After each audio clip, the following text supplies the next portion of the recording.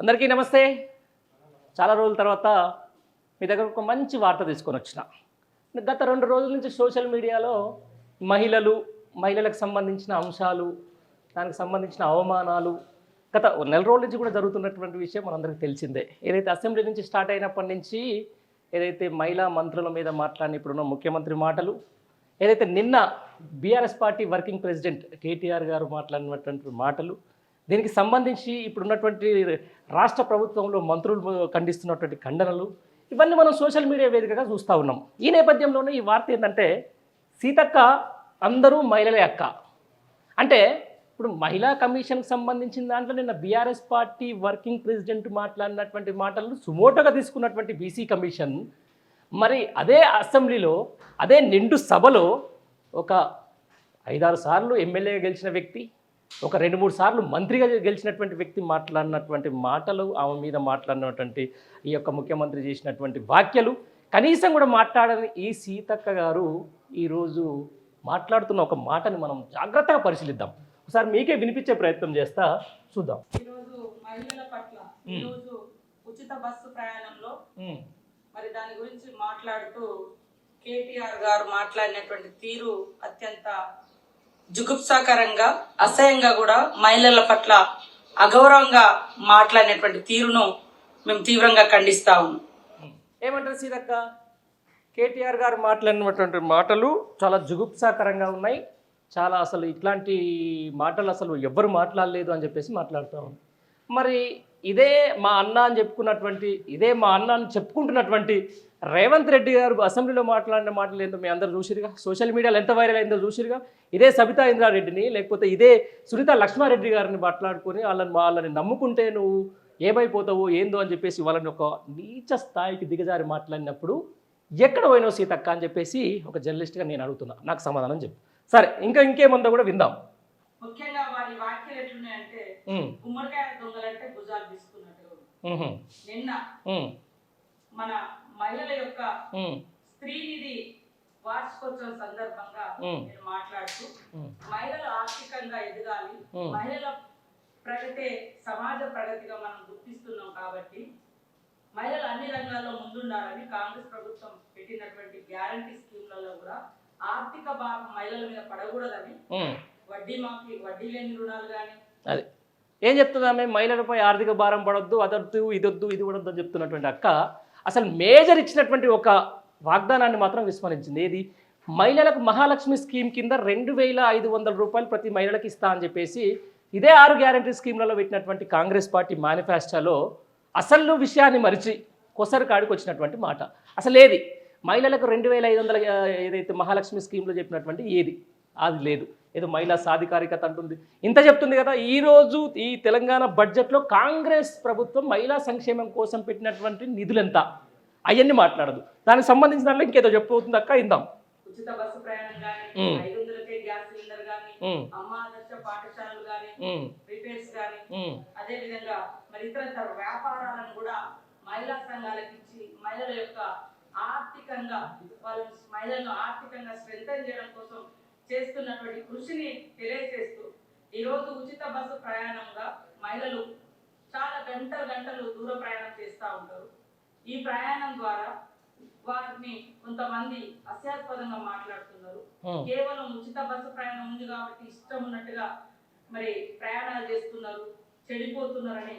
Right, ఇదే విషయం మీద మాట్లాడుతుంది. చాలా ఉచిత బస్సు ప్రయాణాల్లో ఎన్ని వింతలు జరుగుతున్నాయో, ఎన్ని అద్భుతాలు జరుగుతున్నాయో, ఎన్ని అసలు దారుణాలు జరుగుతున్నాయో మనందరూ తెలుసు. మహిళలు కొట్టుకోవడాలు జరుగుతూ ఉంది, వాళ్ళు తిట్టుకోవడాలు జరుగుతూ ఉంది, తోసుకోవడాలు, ఆ తర్వాత బస్సులలో వాళ్ళు చేసినటువంటి చేష్టలు నేను చెప్తే బాగుండదు. ఎందుకంటే యాజ్ ఏ మహిళలు కాబట్టి ఒకసారి మీకు ఆ విజువల్ చూపించే ప్రయత్నం అయితే చేస్తాను. నిజంగా ఉచిత బస్సు ప్రయాణంలో మహిళలు ఎంతవరకు యూజ్ చేసుకుంటున్నారు, వాళ్ళకి ఎంతవరకు యూజ్ అవుతుందనే దాని మీద మంత్రి సీతక్క గారి మాటల్లోనే ఒకసారి ఆమె ఏదైతే చెప్తా ఉందో మహిళలకు ఎంతగానో ఉపయోగపడుతుంది అనేది ఒక వీడియో ద్వారా మీకు చెప్పే ప్రయత్నం అయితే చేస్తా. చూడండి, ఇది మహిళా బస్సుకు సంబంధించిన దాంట్లో మీరు పెట్టింది కథ.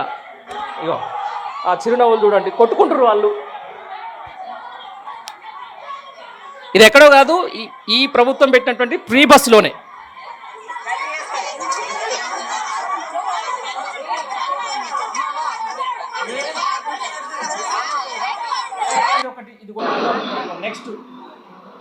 అక్క ఏదో బస్ ఎక్కింది, బస్ ఎక్కింది.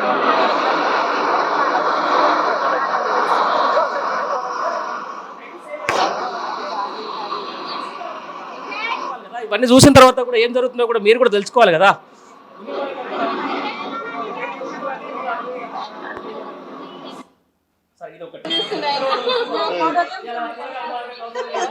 ఇంకేం అవసరం లేదు, బస్సు అక్కడే కూరగాయలు అమ్మేసుకుంటున్నారు, తప్పేం లేదు. ఎందుకంటే టైం సేవింగ్, మనం దీని గురించి మనం తప్పట్టట్లేదు.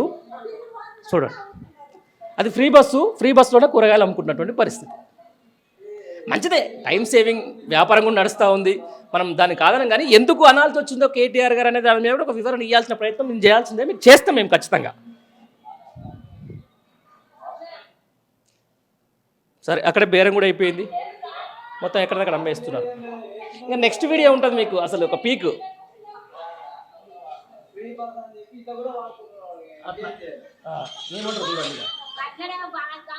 అక్కడ ఉన్నటువంటి వాళ్ళే, అక్కడ ఉన్నటువంటి మహిళ కొంతమంది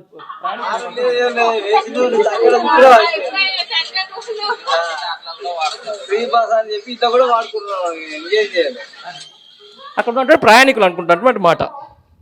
సరే, నెక్స్ట్ ఇగో చిన్నపిల్లలకు సంబంధించి ఈరోజు ఇక ఇంట్లో ఉంటే ఊకేటట్టు వాళ్ళని ఆడించాలని చెప్పేసి ఒక బస్సుకు ఒక చీరను కట్టేసి అక్కడ ఊపుతున్నటువంటి పరిస్థితి. ఇదంతా ఫ్రీ బస్సు గురించి మనం మాట్లాడేది. అగో మంచిదే కదా, చిన్నపిల్లల్ని నిద్ర వచ్చడానికి కూడా ఈరోజు మహిళా ఫ్రీ బస్సు అవుతుంది, హ్యాపీ.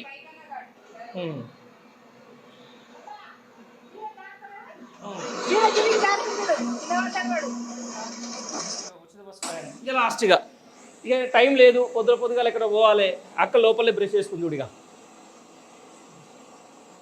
లోపలనే మొత్తం. అది పల్లపులనా బ్రష్ అదే తెలియదు కానీ అది ఫ్రీ బస్సే.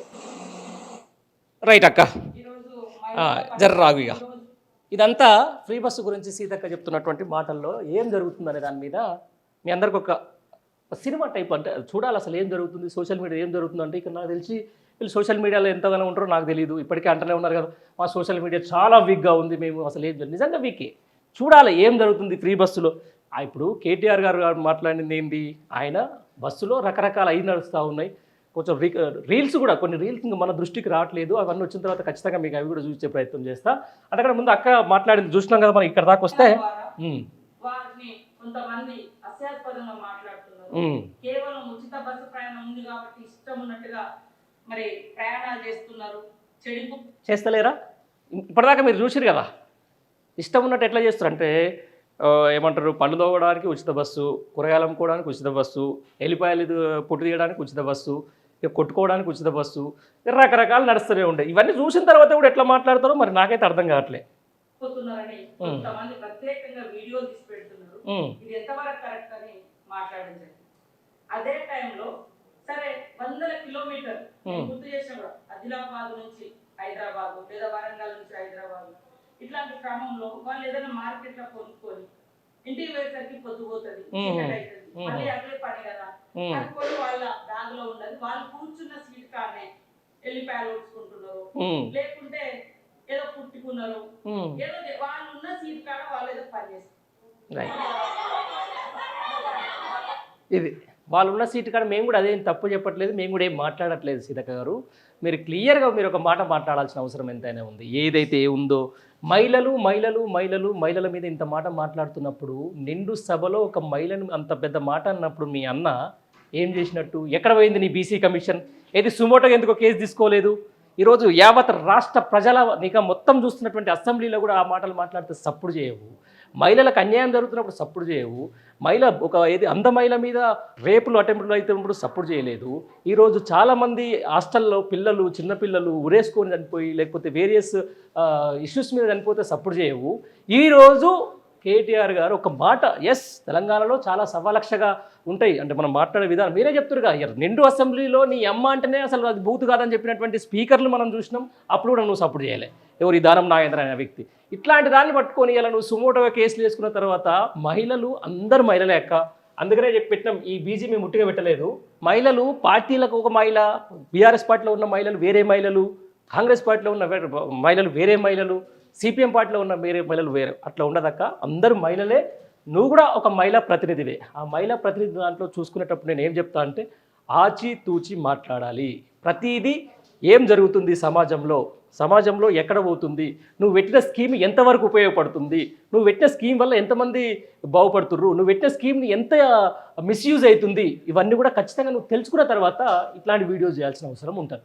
లేకపోతే ఇష్టానుసారంగా మాట్లాడేసి ఏదో రాజకీయ విమర్శ చేయాలని చెప్పేసి, నీ చేతిలో అధికారం ఉందని చెప్పేసి ఇవన్నీ చేసిన తర్వాత రేపు పొద్దున ప్రజానికంలో మీకంటూ ఒక మంచి పేరుంది. ఎమ్మెల్యేగా ఉన్నప్పుడు మీకున్న పేరు ఎక్కడ, ఈరోజు మీరు మంత్రి అయిన తర్వాత మీరు ప్రతిరోజు మీ గ్రాఫ్ ఎలా కిందికి సాగుతుందో మీరే చూసుకోవాలి. ఎందుకంటే ఈ గవర్నమెంట్ వచ్చిన తర్వాత ఫస్ట్ స్కామ్ ఏదైతే ఇసుకకు సంబంధించిన దాని మీద కనిపించిందే మీ పేరు బయటకు వచ్చింది. ఇవన్నీ మీరు చూసుకున్న తర్వాతనే మాట్లాడాలి. గురువింద గింజలు ఒకటే తిరిగి ఉండవు, ఒకసారి పైకి ఎగిరేసి ఒక తిరిగి ఉంటాయి, కింద ఒక తిరిగి ఉంటాయి. అందుకనే చెప్తా ఉన్నా, ప్రతి ఒక్క మహిళని కూడా మహిళ లెక్క చూడండి. మహిళలందరూ కూడా మహిళలే. ఎవరు అవమానించినా, ఎవరు వాళ్ళ ఏజ్ చేసినా కూడా అది తప్పే. ఆ తప్పుకు సంబంధించిన దాంట్లో మాత్రం దాంట్లో పార్షియాలిటీ చూడొద్దని చెప్పేసి నేను స్పష్టం చేస్తా ఉన్నా. Thank you very much.